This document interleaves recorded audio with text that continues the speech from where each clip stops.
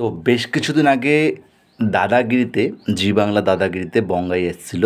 বঙ্গাই হচ্ছে একজন Facebooker YouTuber.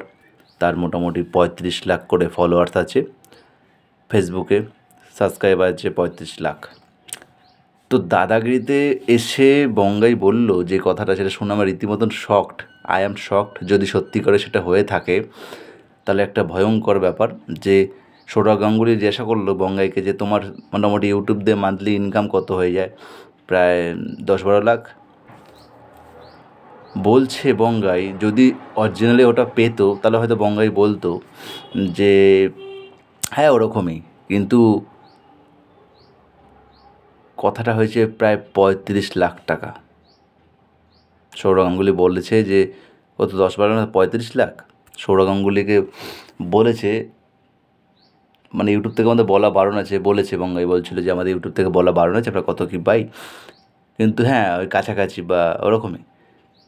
মানে 35 লাখ টাকা একটা মানুষ ফেসবুক আর ইউটিউব থেকে পাচ্ছে। তা মানুষের কেন আজকে রিল বানাতে ইচ্ছা করবে না?